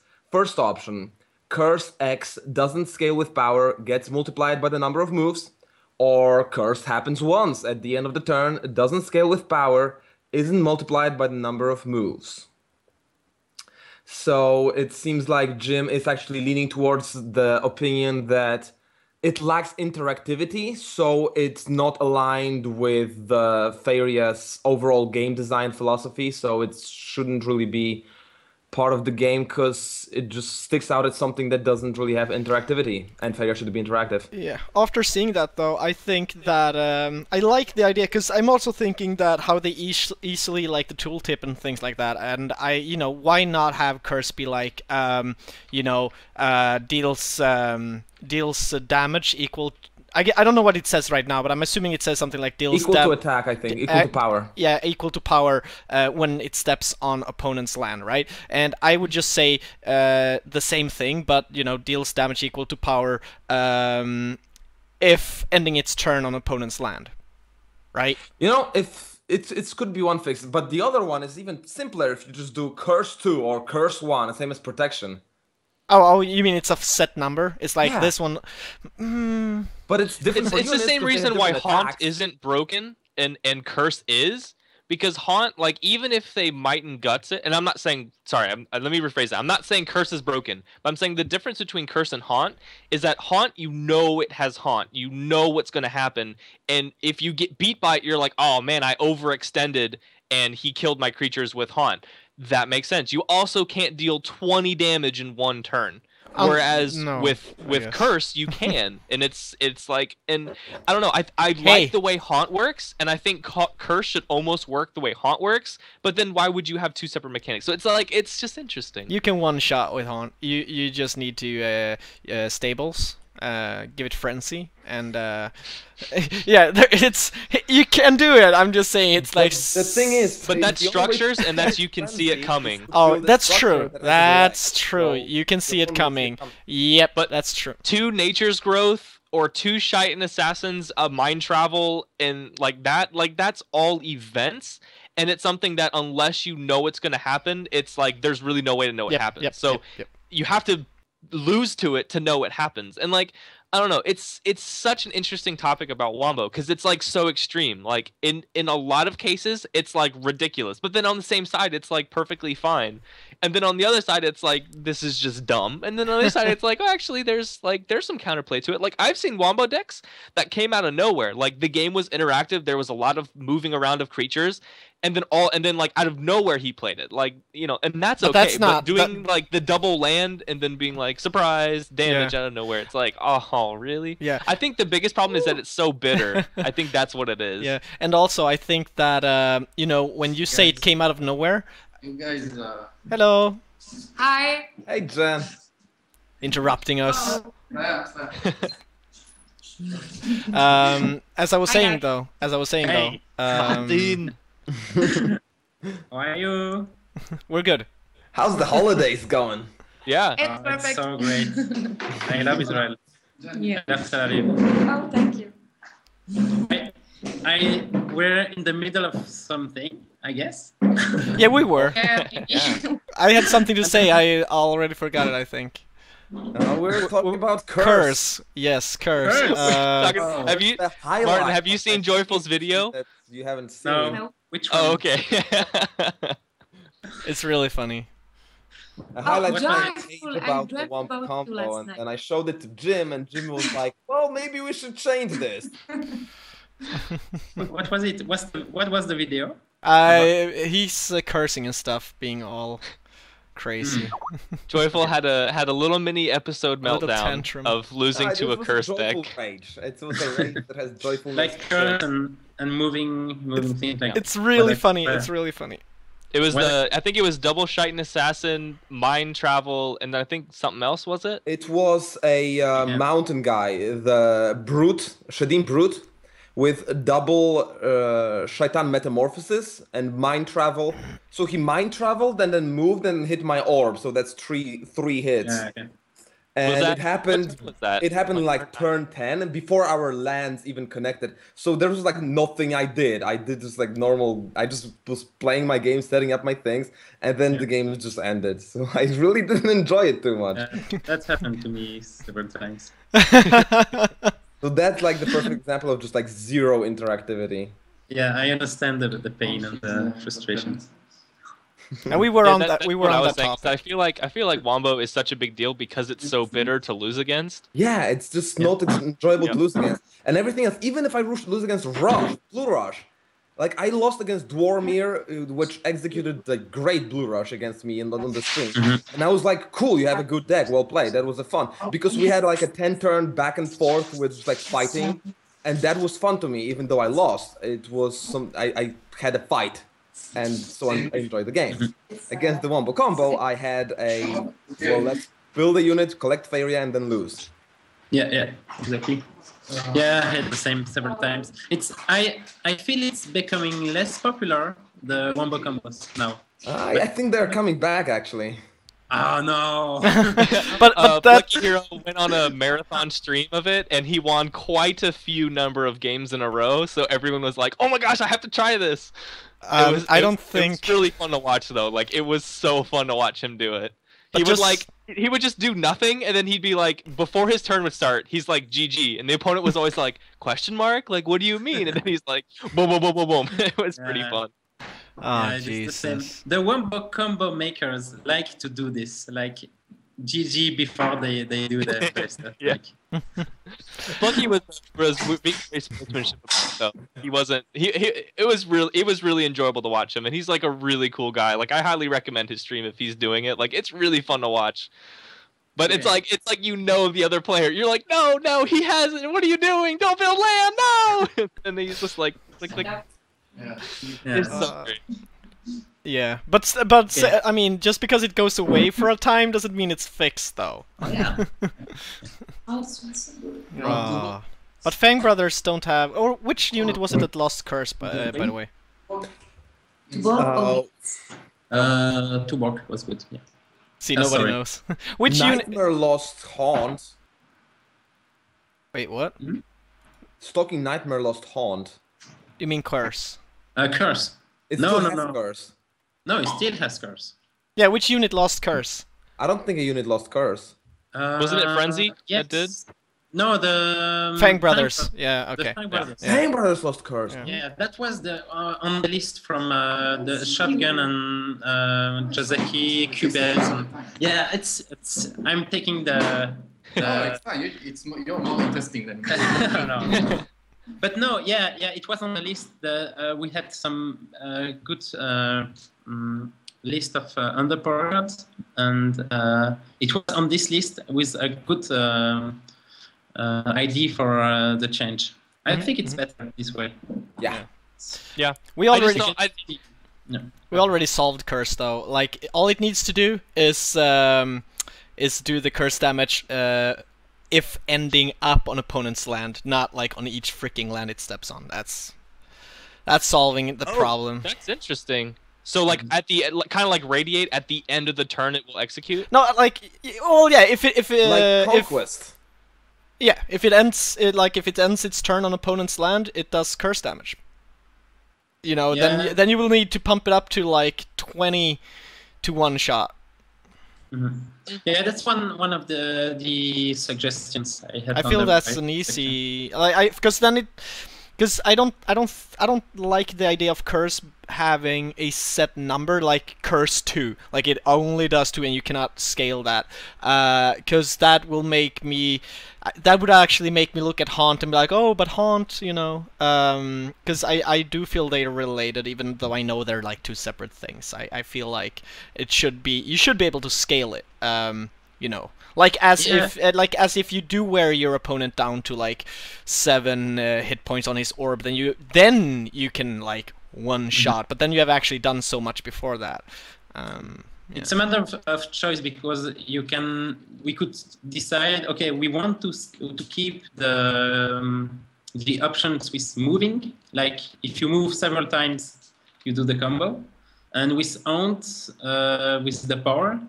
But I saw for this option with the end of turn because you keep Even if you the make it a power. set number, it still can scale, except with movement, Yeah. not with Yes. attacks. You will still be a matter able of- to one-shot people. It's just that it will be so much more incredible harder and so much like, you know, how do you say, less consistent. It will be because I still like the I think it was Casey who said this earlier. I mean, we're like 10 minutes ago. You said that out of like you played a guy, you guys were battling, and out of nowhere he one-shot you in a turn. But then you guys have like that. To me, is him just having that tiny option and chance to get that little combo that he can use to finish you off. Right? It's like that's fine by me. Like that you can actually manage to get that little super weapon out every now and then if you build a deck like that. Yeah, like Haunt can be. Like that's why Haunt isn't a problem, and no one really complains about Haunt, but people complain about Curse. Is because Haunt you can see there's some interaction, but I have a kind of a point in question to ask. So do you think that Wombo is such a big like bitterness because people haven't lost to it before, or because they're consistently losing to it? Because for example, Joyful, like now that you've seen that combo be executed and you've had such an anger about losing to it, like do you see how you would play against it? Do you think people just need to play a little bit safer? That was the first time I lost to it. Come on, I'm playing devil's advocate. For weeks, and it's even though I know about it, I still don't enjoy playing against it. I still feel like it's like 10 minutes of my life wasted. Let's just go play another game that's actually normal. Because I think a lot of Wombo decks win because people aren't expecting it, not because, like, for example, if an opponent knows he has the Wombo, they will play differently. That allows them, allows the other opponent not to win. But I feel like Wombo wins when your opponent isn't expecting it, and that's why they get a win because you weren't expecting it. So I wonder if Wombo would go away if people expected it more, or if they just need to change their playstyle and play a little bit safer. Even if you expect it, you need to make such sweeping changes to the way you play your deck. It's either not possible or so stupid you would just lose the normal way. Because you're like supposed to not build lands. And you're so... How do you play the game without building lands? You just have to completely turn your deck on its head and play something completely different that may not just work for you. Sometimes you can't fill your land. Sometimes you can't just stop building them. Or maybe you realize about the combo too late. Even though you know about it, you recognize it too late and you can no longer fill your lands. So I know about the combo, but I can't modify my playstyle sufficiently to beat it anyway. Well, here's another question. Feels like I'm helpless against it most of the time. Red can fill its lands. So obviously Red is a lot stronger versus combo. Rush has a counter to Wombo because Rush will deny the resources or at least kill anything he places. So is it just green that has this such a weakness? I hate it so much. I just realized I hate it so much because what I love most is mid-game oriented aggression after I do like one sweep of Faeria and then go my first attack. That's the playstyle I really enjoy. And I do it with blue, I do it with yellow, and that's what really loses. So it's like a specific playstyle / deck build. Differently. Okay. I mean, often it's mid-game when you realize you're against a Wombo deck. Yep. So it's too late. You are not rushing him. If you haven't rushed by then, it's... Yeah, and that's the other thing. That's what I'm saying when I say that Wombo decks have a very specific counterplay, is because like if you don't realize it, you're going to lose to it. Like by the time you realize it, let's say you didn't know, by the time you have the information to know, it's too late. And unless you have the cards specifically to deal with it, there's really not much you can do because within 2 turns you're going to lose. But that's also assuming your opponent has the combo. So it's like this very interesting like But I really like that train of thought with a specific play style. Like anyway. Yeah, but many of the... I mean, if you're playing... Let's say you're playing not blue, and you're not playing a, like, rush strategy in your deck, and you're facing one of the yellow really, like... one of these very efficient Wombo combo decks, then the time... Like, even if you're like... I think this guy is going for Wombo combo because if you actually are thinking about it and you're seeing this very obvious way of just getting the Faeria and just drawing cards, by the time you build land to him to rush, he will have so many turns to draw cards and get what he needs to eventually pull it off. So that is why even then it's a problem. It's just that's a problem. Like at first, I thought the problem was with drawing, that you could shuffle through your deck too easily. That was at first what I thought. I'm not sure it's it's the not. problem. I don't think that's the problem. I think actually now that we did discuss curse and we did put it in as a topic earlier in this week and been thinking about it. I think because obviously the topic now isn't wombo combo really. Like I guess it's a subtopic here because it's curse that was the topic. We did talk wombo combo in an earlier episode.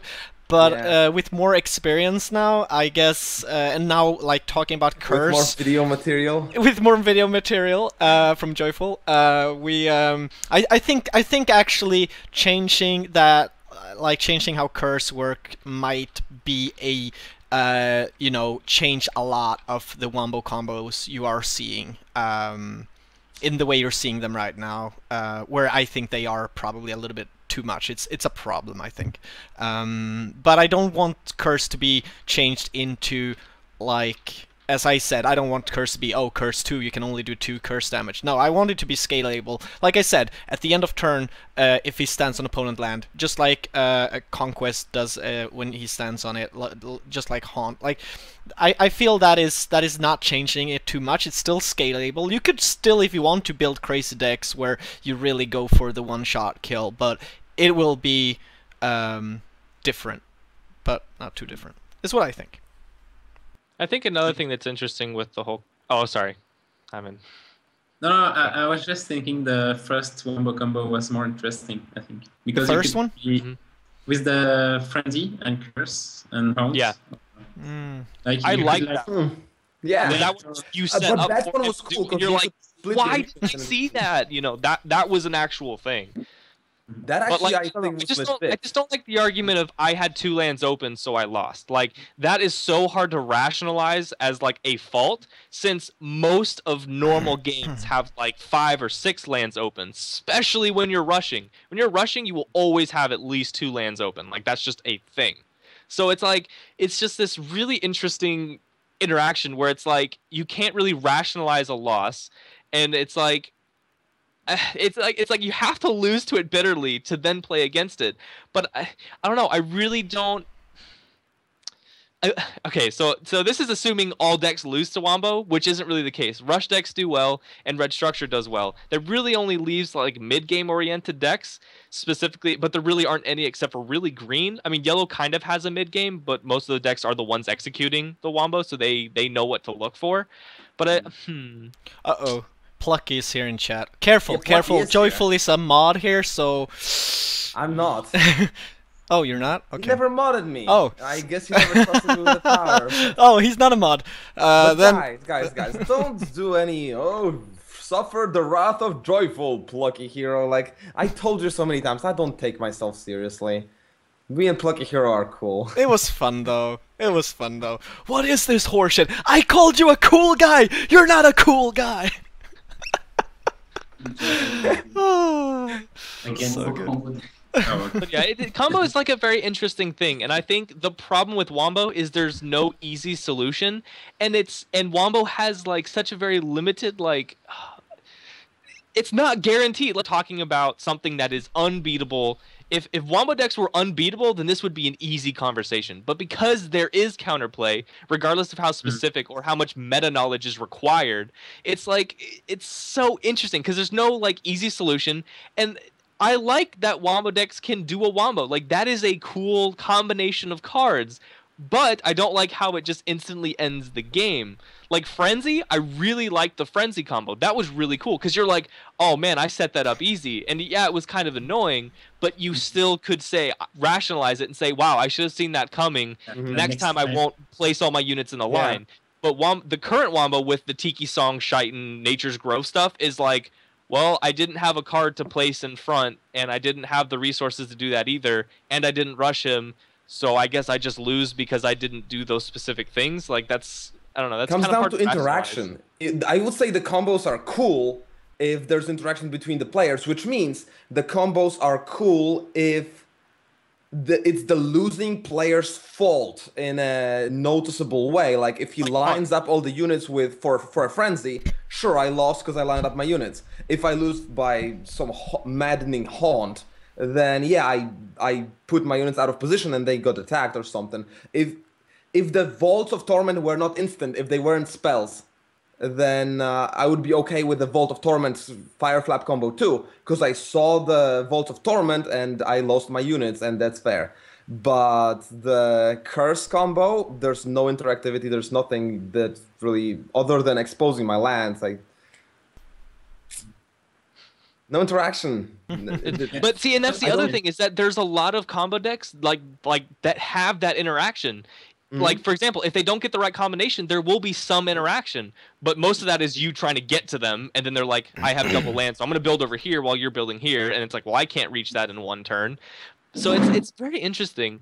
And I don't know. The teleport is really what makes it so strong. It's not... Actually, like, if the lands actually connect and, like, and there's interaction, like... I like that more. Like, I would rather get double teleported or double moved, double energy moved if my lands were connected. But the teleport is like skipping 6 turns. I feel like, well, not really 6. If I had to protect my borders, like back when the combo was with the Stalking Nightmare, it was actually quite okay with me because I could just protect my borders, and it felt like something I'm doing, you know, protecting the borders of my territory for the Nightmare. So because if I saw him creating deserts and just like trying to get the Stalking Nightmare with the Curse combo onto my land, I knew to fortify, and that was cool. That was actually okay. But with a teleport, there's nothing you can protect because you can just jump in the middle of your land. Alright, someone in chat is saying, okay, that's it. I'm starting to play Combo Wombo from tomorrow just to piss those that QQ about it. We're not QQing though. I hope you can see the difference of discussing something. It's been going on for a while. But anyway, maybe we should just go on to Blue Rush that beats yeah, we're about to do that. I'm gonna say that I think because you guys been going through so many things that are all parts of a wombo combo, or you know, different way to do it. Like, you know, you say, oh, then there's the teleport. You do all that, but I still feel that I think maybe it is Curse that needs to change a little bit, just tiny bit. Don't make it tiny bit. Yeah, as I said, I don't think it's a big change to make Curse do its thing at the end of turn if it's on opponent land. I feel that's like, you know, that is to me a tiny nerf, because it's, you know, you can still scale it, right? To me, tiny nerf is just like reducing Shadim Brute's attack by 1. Okay, that would be a tiny. Tiny. Okay, yeah. Anything with Curse may only have 1 life. So you can't use the... You just killed RudeScape, Grace. Yeah. Oh, yeah, exactly. I've even seen games won by RudeScape. It was ridiculous. It was like double Shitan, Nature's Growth, teleport. I was like, hey, RudeScape OP. Hey, I did it. I wombo comboed one-shot a guy using, what's the green harvester called? Tiki Bonga. And it doesn't even have Curse. Yep, I one-shotted a guy with the Tiki Bonga. Like, did you use Haunted House? No, I did not. No, that was before that. I actually gave it Curse using that event card that gives Curse. Oh, yeah. Yep, so I gave it Curse. Yep. I haven't seen that before. And the guy was, but actually the guy I did it to, he was afterwards in chat, he's like, oh, dude, that was amazing! Oh my god, so cool! Like, he was actually like happy about it, so that was pretty funny, because yeah, again, he didn't see it coming, because, wait, you did just what? So that was funny. But anyway, next topic here, maybe, probably, most likely, the last. And also, guys, if you have any questions for the artist of Faeria, she's in the background there having, I think she's playing a card game with JoyfulRogue or something. They're playing the board game of Faeria, you know. Her name is Jen. And yeah, so if you have questions about art and stuff, she should be able to, like, you know, why does this creature only have 1 arm or something like that. Anyway, the next topic will be blue, though. We want to do a little bit about blue, like Blue Rush. Who wanna? I guess Casey always have something to say for 10 minutes, so. I think Blue Rush is fine. I think the Unbearable Words change really made Blue okay. Like, in my honest opinion, I haven't I really this. think Blue's in a good place, and I think that I I don't know. It obviously is stronger than some other colors because it's like at such a good place. But I agree that the way to make blue worse is by making the other colors better, which is already something that's being addressed and talked about. So I feel like the blue discussion is, I think blue's really fine right now. The unbearable words was the only thing to me that made blue ridiculously strong. And because of the added mountain cost on unbearable words, I think blue's in a really good place. I really like it. Yeah, I think I don't have one much else change to that say. made the blue okay is the unbearable words. The other change is the change that is happening within the community, is that people actually learn to split their land two ways to deny the one Faeria spawn from the aquatic harvester. Back in the old days, that's good against all rush. That's not just blue. I just want to add but that blue in there. mainly because they're swimming there. I think in the old days where blue rush was super powerful, people didn't realize that they should actually split their land both ways to deny the aquatic collector, because aquatic collectors cannot fight for their life. Most of them will definitely lose to one of your units of a normal. Sturdy shell. And so when you use aquatic units to harvest, it's a creature often you won't use military as a military unit. So it's also a good trade for the blue. Of course, it's still very efficient because blue creatures are efficient. And you have Faeria.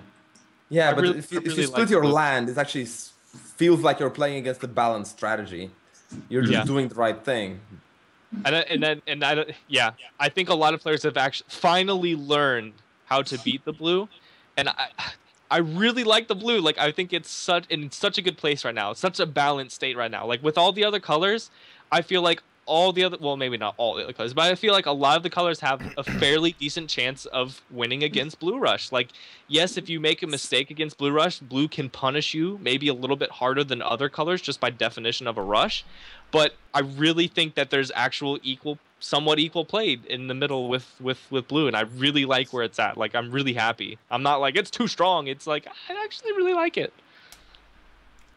So where's the saltiness and? I thought blue was a topic here because there was this blue rush thing happening. Wasn't it even you, Casey, who added it? What? No, I added to talk about blue rush. Yeah, to further the knowledge of how to play against it, because I know a lot of people complain against it, but like I feel like if everyone was taught how to double land or shown how, like, that's not something I would have like literally been like, oh, this works against blue. But if I am told like, hey, if you do the double land, it has a really good success, like, you know, that's one of the things you can do besides having like, you know, a little bit cheaper deck, refining it, adding some human, adding some tricks in there as well to keep up with the blue tricks. Like there's things you can do against it, and I was adding that topic so that we could talk about those things and be like, guys, this does good against blue. Here's how you can help defeat the blue Zerg.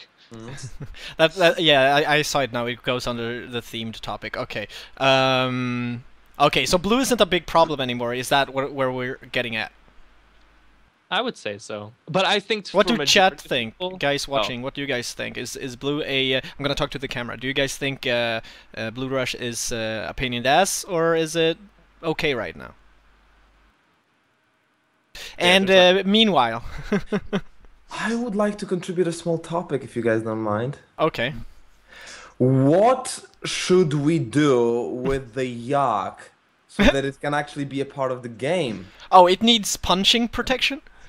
It's nobody's using it. It's supposed to, it's the best card in terms of art, and then nobody's using it in their decks.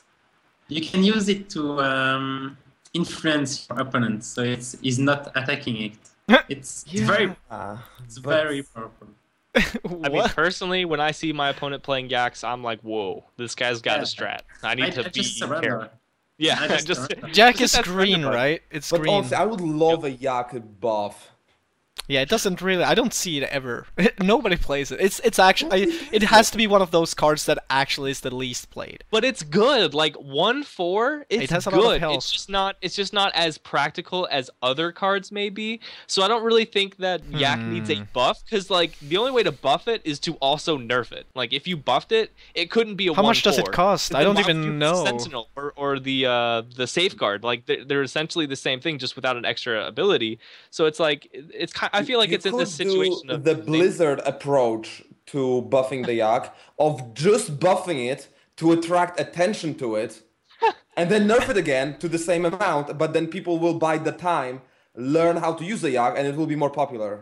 Yeah, Without changing how much does it cost to play it though? Isn't it 5? 4 gold and 1 forest.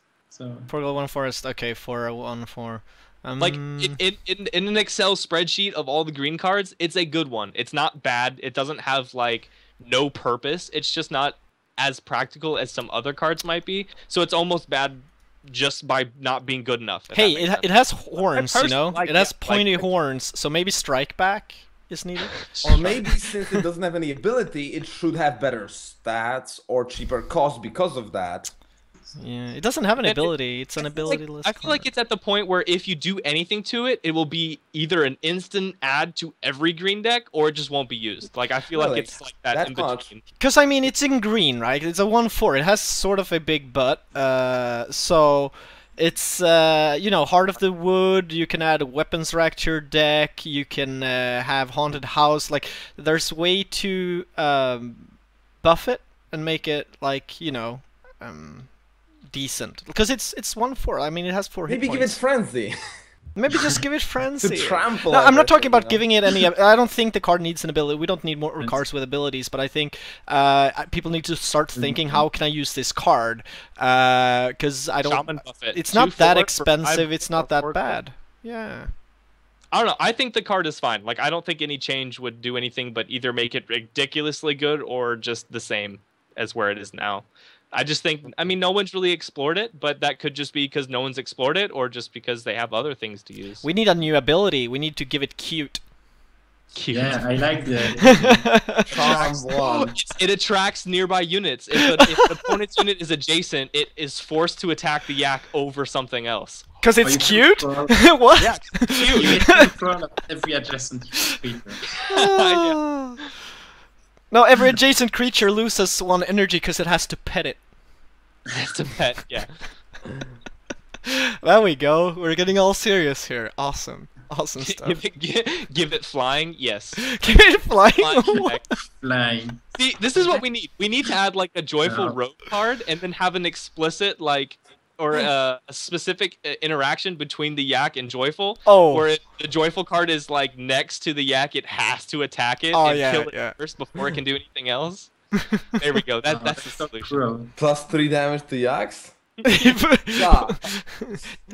But in melee, yeah, only when in melee, because you will probably have ranged as well when you gel horseshit. That's worst PR. Oh wow, yeah, ability cute is in confirmed. I think it's really good at lower. It's kind of the Okay. same as Rebel Scout, because Rebel Scout isn't used like in every deck in the top level, but at the lower levels, I mean, Rebel Scout is used a lot. So I feel like it's one of those in between cards. Like after a certain point, you realize that there's other things that can do what Yak does better, and you start to go with those. But I think for the early levels, it's a great card. It's amazing art. So for the new players using it, they're like, this card is awesome, and I don't know, I really like it. Yes, for starter decks. Yeah. Yeah. Cool. I mean, and unfortunately, it can't be the RubyFEESH because everyone knows RubyFEESH is like the best, And and it's used in every deck. So it's And regarding RubyFEESH, people in chat, as when I did ask them about art questions for Jen, one of the things popping up was don't change the RubyFEESH face. Yes. It seems to be a big topic. I'm So- not even like. Wait, is that like a thing? Is it gonna be changed? No, I won't change it.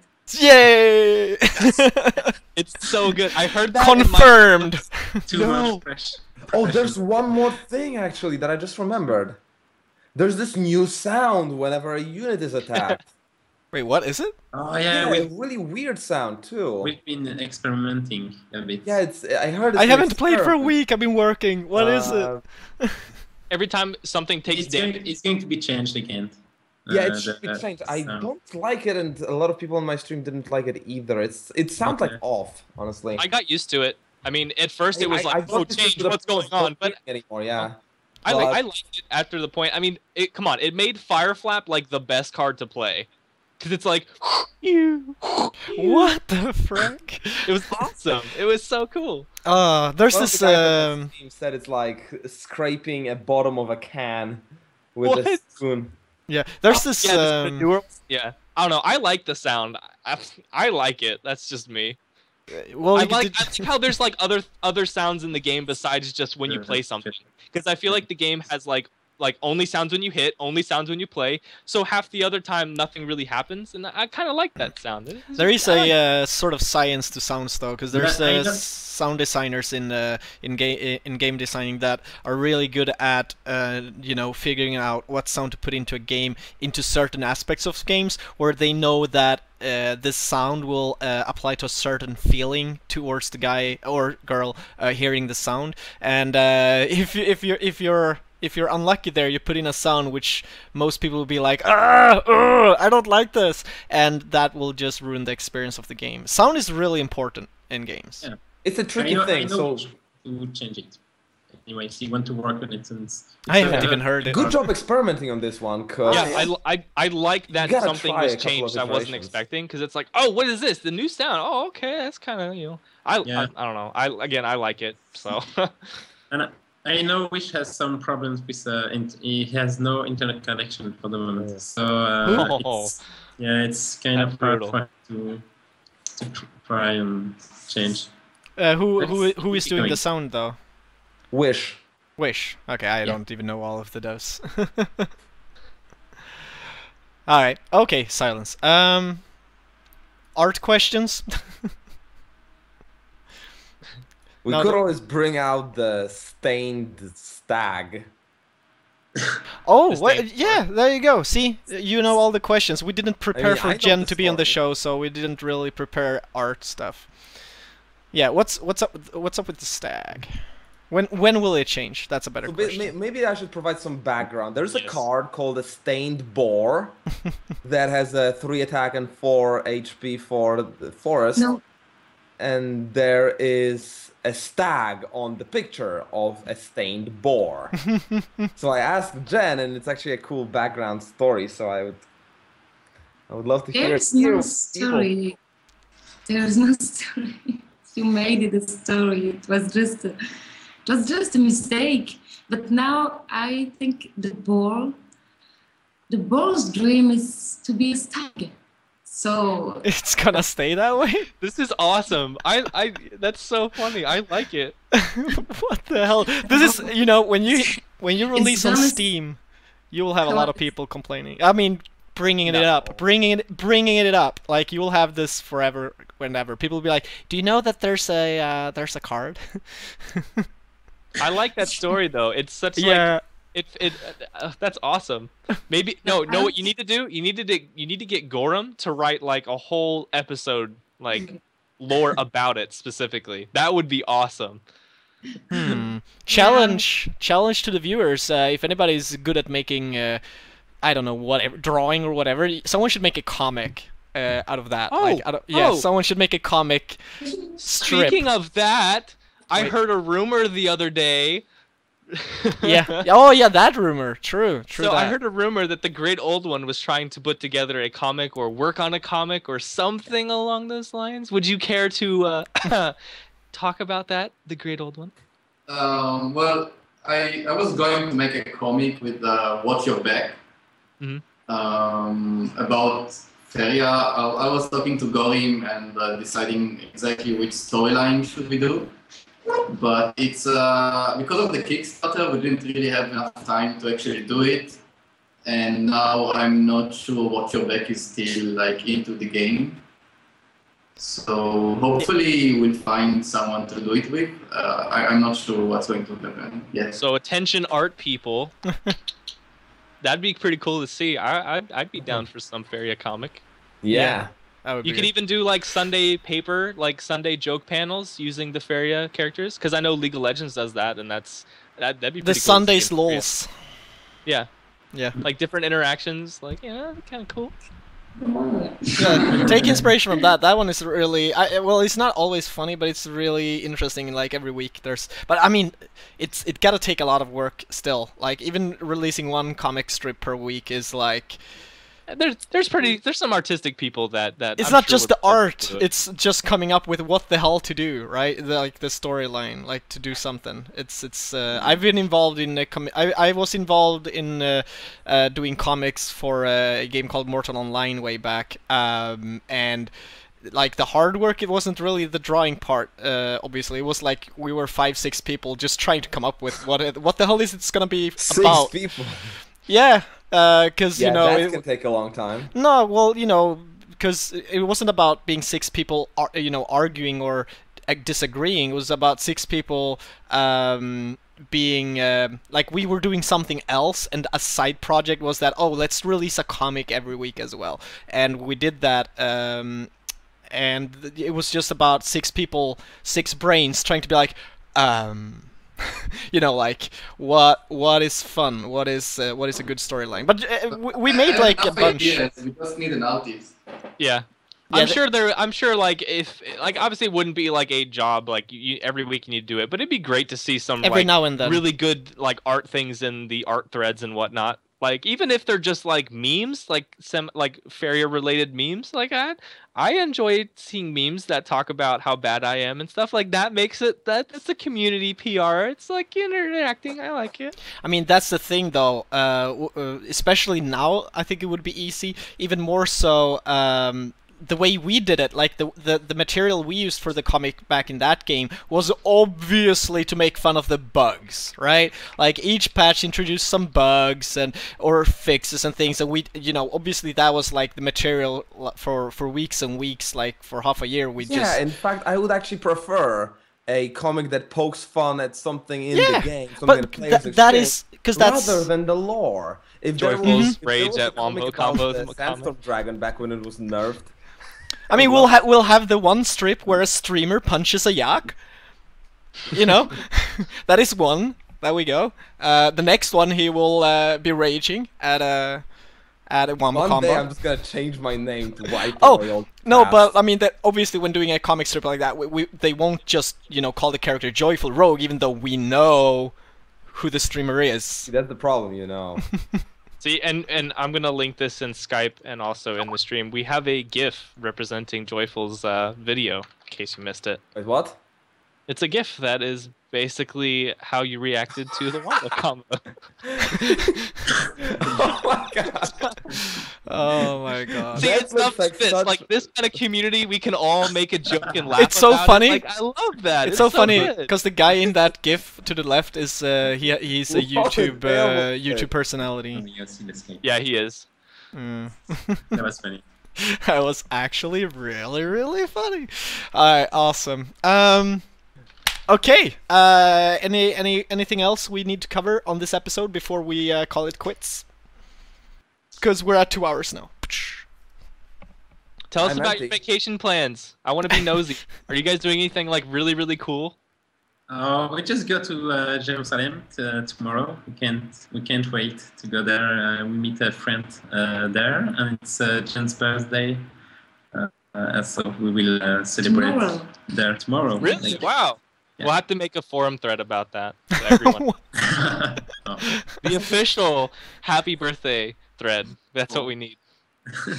But we didn't plan. We really don't like to plan. So we will see with friends there. Because I did see on Twitter that you guys posted a picture from, I think it was Paris, was it? If I'm remembering correctly.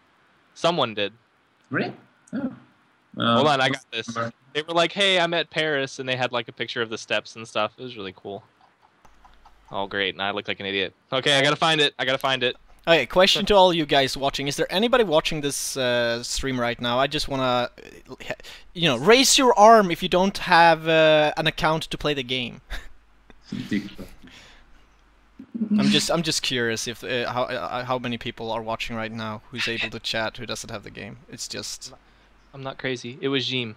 Wait, He what's said that? hashtag Paris, Okay. hashtag again. Oh yes, Hashtag- yes. He was Oh, in that's a great Paris. picture. Yeah. Cow Seer doesn't have the game still. Wow. But some people might have had beta access or you know, up until maybe they failed the pledge, stuff like that. So there might be people that have been in the game who's not. Yeah, Chewy doesn't have the game as except he won my card. No. giveaway today. Chewy has. He's at the Yeah, Kappa he won my face. card giveaway today. I'm just trolling. Mumigat is today. Awesome. Nice. Yeah, I think we covered most things, right? Yeah. Yeah. We just. I think we should maybe work on making like a anti-blue video, like the things you can do to beat blue. If blue is still such a big issue to people, I think we could experiment doing that, like a how-to video or something. If you catch a cool highlight of your stream, I'm always like, I don't go know. to the forums. Like, people have talked about this in the forums, but they're always like, well, I don't want to read. I don't want to have to find it. So that'd be kind of interesting if we had like a video, like, here's a demonstration of how to do your lands, and here's a list of cards that you could think about adding to your deck or something. Yeah. I think something that will happen is that we'll do more themed episodes where it's more clearly a theme. I mean, it's been more or less happening in the previous times. Like there's been deck analysis going along, and yeah. Well, I mean, there's clearly themes in the previous episodes, but it's not been constructed in that sense. It's just been happening.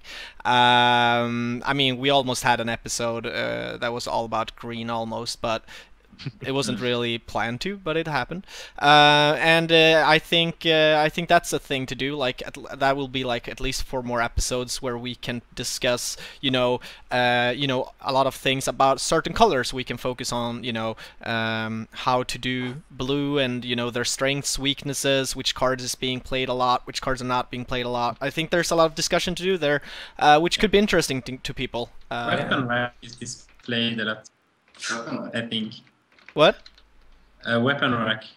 Yeah, we can do an episode about weapon rack. Yeah. It's getting big lately, but let's keep that for later. Yeah. Yeah. So that's what's gonna happen. And anybody who's watching and being awesome, as always during the episodes, I get all these email pop-ups where people are nice to follow the channel. So thank you, thumbs up there. Please follow and subscribe, and that's amazing stuff. If you came late to the episode, it will be on YouTube by tomorrow night, like 24 hours from now probably, depending on YouTube and stuff. Because usually it's Sunday now. On Mondays we usually upload it, and then it depends on YouTube how long it takes for it to end up there. So just keep an eye on the thread. I guess you could subscribe to the thread on the forums as well, actually, to just get notified when things happen. Awesome. Thank you for being here. Joyful, where can they find you? Oh, they can find me on the JoyfulRogue stream. It's twitch.tv/JoyfulRogue. You can always find me through the highlight that I posted on the chat multiple times too. I mean, it's a good entry place for people to actually... No, not an it's a horrible entry place. I want to watch it. It's not something I've been doing, but something I'm planning. But I'm planning to do 4 or 5 days during the weekdays of other games, and then weekends with Faeria. I think it could be a regular thing on my stream to just come back to Faeria for the weekend. So if you want to see me play Faeria, it could be a weekend thing. Nice. Take the weekend off, just relax and watch someone else play. Relax, good stuff. Nice. Oh, you relaxing? No, you're gonna be raging against all the wombo combos. I think we just doubled the amount of wombo combos playing at the weekend. Yeah, the fact that we talked about it means there's gonna be an influx. Amazing. Kasiv, where do they find you though? I stream at Twitch TV. /KCIV4. I try to stream throughout the week. If I see a lot of other streamers on, I won't actually turn on my stream. I like seeing other people stream. So if there's a slow day, I'll more than likely have my stream on, but I try not to like fight for viewers with the other people. Try to be really positive. Apparently I have a salty thing that I'm really salty. Oh, but we're still gonna do that. Oh, yeah. But, like, I honestly try not to be salty. Or if I am, I do it with the disclaimer that these are my opinions. These are not based in facts. But I hate this card, So I'm going to, hopefully this week I'm actually going to have more of emphasis on being positive and not saying anything salty, just to see if I can do it. So that'll be interesting. Next week, we'll be premiering the Case of Salty Corner 5-minute session where he is just gonna be salty. It's been in our document for 2 weeks now, and we failed each time to actually do it. We didn't. It just was never announced, but he was salty. Yeah, but like we need this concentrated portion, because like, you know, if somebody's eating and they're like, oh, my food is so bland, like, you know, here's this case of salt. It's great because I have a wine glass. I'm just gonna fill it with salt, be like swirling it as I talk. Take a sip. Oh, Take a sip. amazing, amazing. How are you so salty? Well, I drink salt. You drink salt. I just inject it straight into my veins. Awesome. Well, thank you very much, Jen and Martin, for visiting Old One. Our pleasure. That's really Yeah, happy birthday, Thanks for joining Jen. us. I'm not gonna have contact with you tomorrow, so have a good birthday. Have a really good birthday. And, well, thank you, Old One, for being here. It was nice hosting Martin and Jen. Awesome. Yeah, and keep up the good work with the game and all the great communication on the forums and such. It's really nice to have feel so close to the devs as you do on the Faeria forum. I like it. Thank you. Any last words, devs? I just look forward to playing again when we come back and going back to the game and getting ready for the winter stuff and winter tournaments. It will be really exciting. Oh yeah, And that's quite gonna. exciting. A lot of things, exciting things coming this winter. Yep. Yeah, like Christmas. That's gonna happen, I think. Excellent stuff. I hope they don't nerf Christmas. Awesome. You know what you need to make a tablet app or something so you can bring the game with you when you travel. Yeah. And Jen's like, no, Breaks. no. Nice. Awesome. Okay, thank you very much for appearing here as guests again. Thanks to you. So, and thanks everybody for watching. This has been the Kappa Council episode 5. We'll be back next week, same day, same time, for a 6th episode. Take care and bye bye. See you guys. Bye. Ah, awesome. Bye. Hey, everybody's. Bye bye. Are we offline, or am I just sneaking around again? I think we're done, right? No, it's always fun with a few words being said at the end. Alright, well, I'm gonna go. Yeah. Thanks, guys. Yeah. See you, K-Save. Take care, man. Joyful's just I'm He's just just- watching your VODs, Casey. I'm looking at your follower number. You kinda should have more viewers, honestly. You're such a cool streamer. Yeah, I think it's really good actually. I think it's just that Well, you're thank you, doing it but- regularly. I don't put enough time and effort into it, and I do it for fun. So I like the people in my chat. I hate watching some cool personalities those ways. Hey, you're the one with like 300 viewers, man. Like that's freaking awesome, dude. I'm just saying that was pretty awesome. Like I logged in one day and I was like, what? That's awesome. Putting in the work. 4 months now. It was all the XCOM drugs you were doing. It definitely depends what game you're streaming. You know, it's really I mean, depending on the genre and stuff. But I mean, especially when you're up to the amount of followers Joyful have, I think, you know, if he's streaming a game that a lot of his followers like to watch, he'll get a lot of numbers. That will automatically also give you a lot of new viewers because you end up high on that game, right? Yeah. The sweet spot is to get enough regular followers to get the new viewers. And in XCOM, I think I hit that sweet spot, reaching 250 at my highest peak. I mean, this is the first time I've ever had more than like 3 people, and those 3 people being people I didn't know. So like, this is like the whole streaming thing. Like, I've been streaming for a while, like for friends if they wanted to watch me play. But this is the first time I've actually had like people watch, so it's definitely a new thing. I had a nice kickstart with Scrolls, because I was the only regular Scrolls streamer.